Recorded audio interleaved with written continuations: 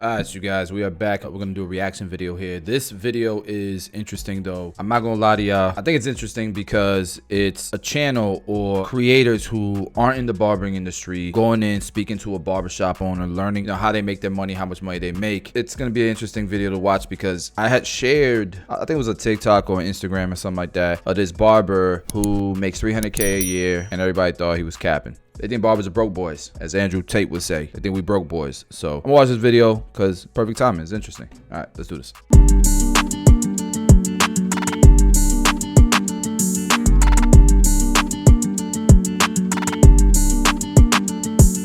Today I'm talking to Bernard to learn what it takes to start and run a successful barbershop. He'll share things like how he built his team, how he attracts customers, and everything else you guys need to know to thrive in this industry. So let's go meet Bernard. I'm excited to share your story because I'm actually your customer. Yes. So and I'm excited as well to do this. Thank you. When you started haircutting and why you got into the barbershop industry? So actually I started cutting hair when I was really young. I was about 12 years old. Started this barbershop in 2007. After going to cosmetology school and stuff, then I came here. What's your #1 advice to barbershop owners who want to keep and attract new customers? Stay consistent, always work on your craft, and study your craft. I mean, that's what we do. You know, James and I, we challenge each other quite a bit. I mean, all my barbers are really outstanding barbers, but like we educate ourselves all the time and stuff. Like, you know, people might not know it, but we watch videos. You know, we read books about stuff. I mean, so in terms of startup costs for this location, this is your one and only location, right? This is my one and only location. The first one, and so far the only one. If somebody watching this is ready, they've got the license, and they're now looking at Bernard, like, okay, let me learn from him and see what did he do to get this open? What did it cost for you to start this location? I presume that you don't own the building, so you lease. I do lease the building. So what did it cost you to get this up and running? Well, to just be flat on it, man. It's like it's all about the chairs. Like, you know what I mean? Each chair costs like from $900 to $2,300. My chairs cost $2,300 each. So that's times 5. Then all the mirrors cost $700 each. Give me a total number. A total number, I would say coming out, about 15 grand. 15,000? 15 grand, and you're in business. But to run a successful business, like, you only charge $150 to start up in the day. But so I don't have to. It's gonna cost a lot more than that, but things like trash cans add up. If you got 5 stations and your trash cans are $30 a piece, there's $150. If you got lights for each of your stations and those lights were, I don't know, $150 or $100 each, times 5 is $500, $750. Like, it's like every little thing, even though it doesn't seem as big of an expense as barber chairs, they add up to be pretty substantial. Like, every time you look, you spend $1,000. Now, I'm not saying you can't open a barbershop with $15,000. I'm just saying that that's definitely a bootstrap way of opening a barbershop, and I would say that probably on average, barbers are spending a lot more than $15,000 to open their shop. But I mean, I've opened locations with less than $15,000. I opened Studio 45 with like $10,000. So not saying it's not possible. It's just for some people it might be out of reach. And if you're doing a 10 chair shop or a 12 chair shop, you know, you're looking at 30, 40K. Need a little bit of fade. Okay. Do you mind? Absolutely. Cleaning me up, we can making me sharper a little bit? A little bit of fade. How quickly, Bernard, did you break even on your business with the money you put in? Another great question. About 5 years. So with the schooling costs, the startup cost here, it took you about 5 years to recoup all that? So, yeah, so for the schooling costs, the great thing about the schooling costs, because I was in the military, so I had the VA that actually helped me out for the schooling. I mean, of course, I got financial aid, but the veterans, I still had part of my veterans bill left. Yes, after I finished college. So for those that don't have money, do you know of any options to finance and start up a smaller barbershop, at least start somewhere? What would your advice, suggestions be there? You can get loans, man. You can get loans from different banks if they let you. Like an SBA loan, small business? Yep, SBA loan. I had a company, SBA group. I see the Red Bull in the back. How did you generate buzz when you first opened to get customers through the door? How did you do? Word of mouth. That's it? Yep, that's it. Does it cost you anything? No, it's free. And I had this little program I did when I did network marketing. It's called Armed and Dangerous.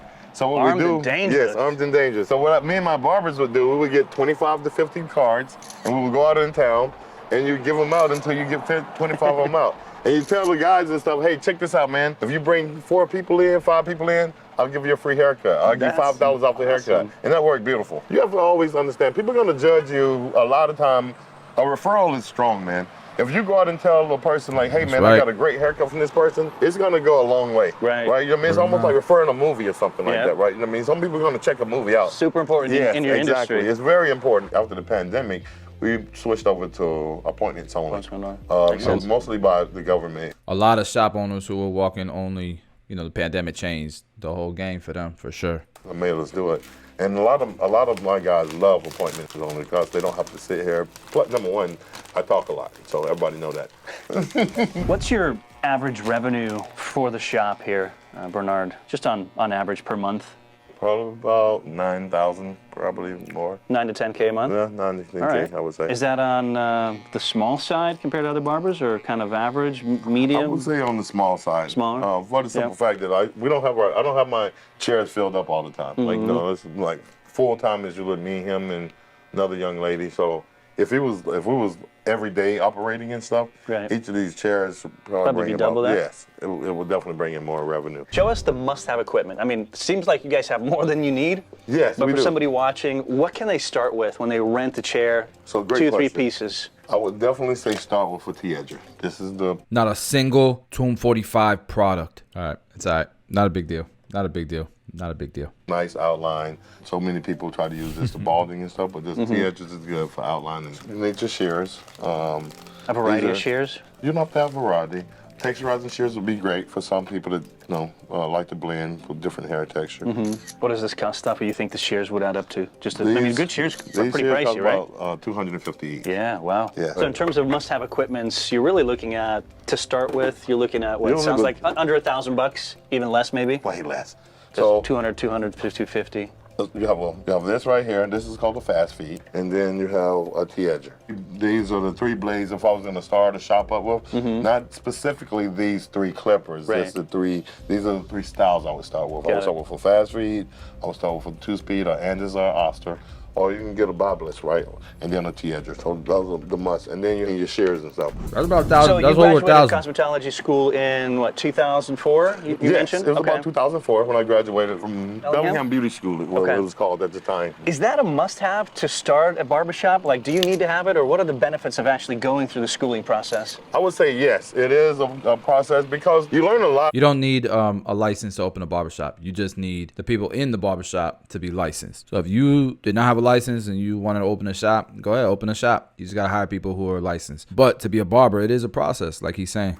Can you legally start a barbershop? Do you know? Or Madam. you have to go to school? You don't have to have a license I think. to start a shop. You can own, but you can't cut. Oh, I didn't There know you that. go. Okay. Yeah, So there I you could be the owner of Busy You can Bees. be the owner of Busy Bees, But you're the only one you that wouldn't can be able to cut in there unless you have a license. Cool, an expression of yes, you. an expression of me. Like, so this came from Kenya, a client gave it to me. Oh, wow. This is from Ethiopia, a client gave it to me, a buddy of mine.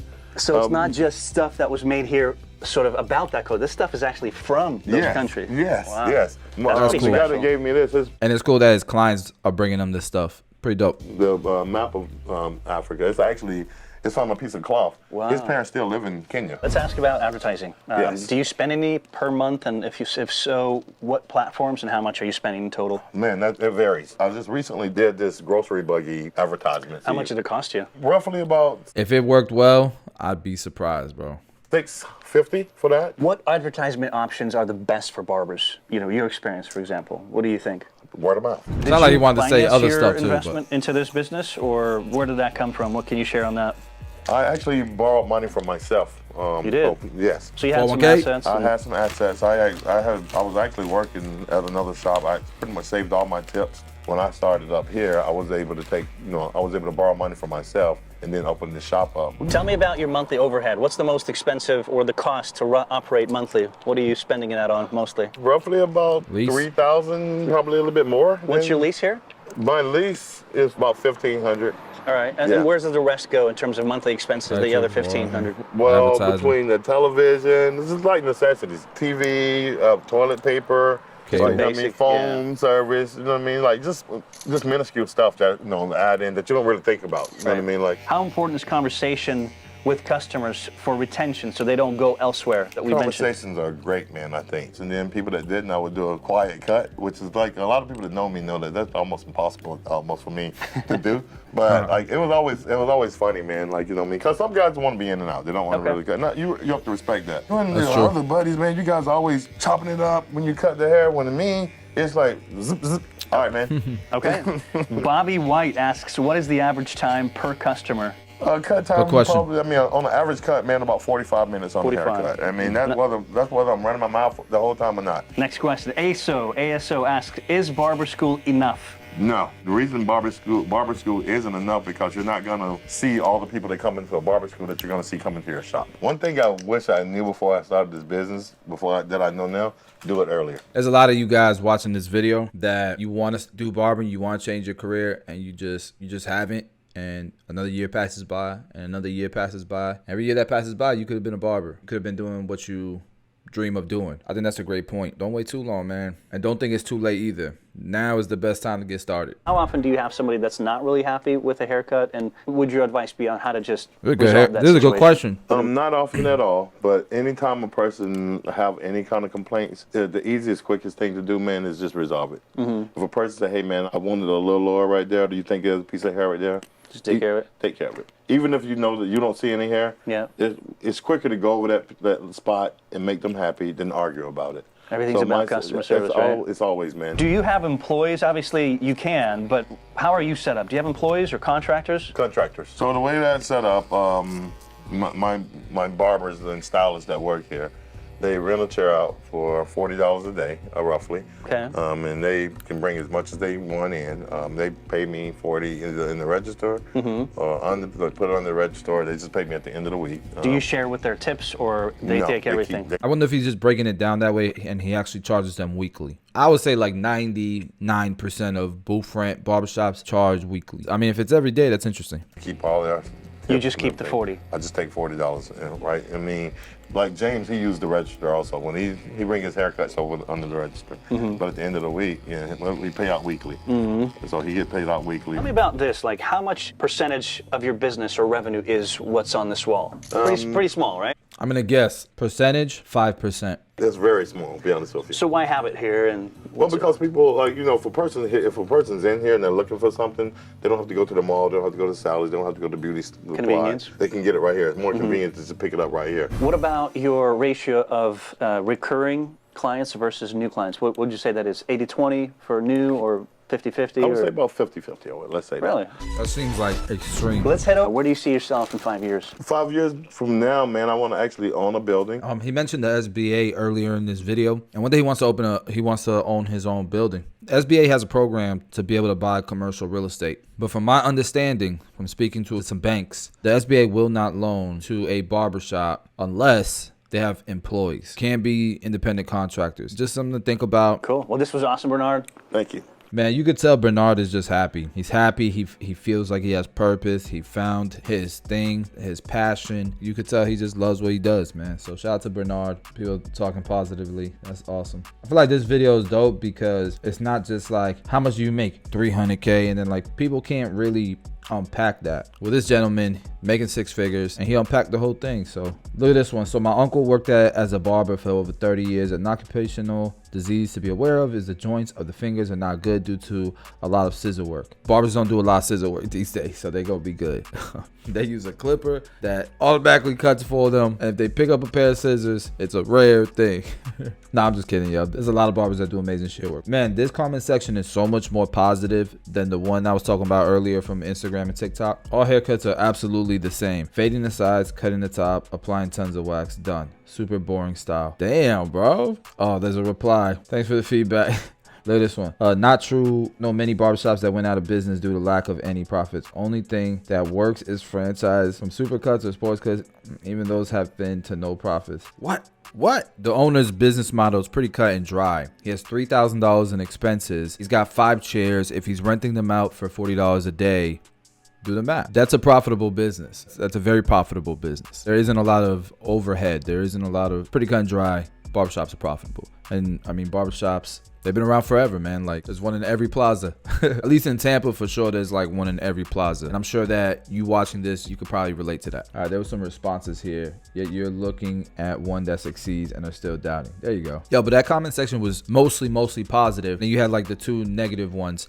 You know, you guys all have had this moment where there's somebody in your life, you tell them about something you want to do, and they're like, that's or nah, man, that's a bad, nah, I wouldn't do that, man. Those people are broke. You know, they don't know that much about what they're talking about. Like, but the way that they express it is as if they have a strong belief in it. They've done their research. Those are the people that are making these comments, those 2 negative comments in this video. I could put a face to those comments. It's funny. This is Upflip. It's a dope channel. Like, man, they do this. They cover every industry. I like the concept of the channel. Shout out to them for doing something with the barbering industry, because they've done so many other industries. Respect to them. Yeah, guys, if there's any videos you want to see me react to, please put the title of the video in the comment section and I'll check it out. See you on the next one.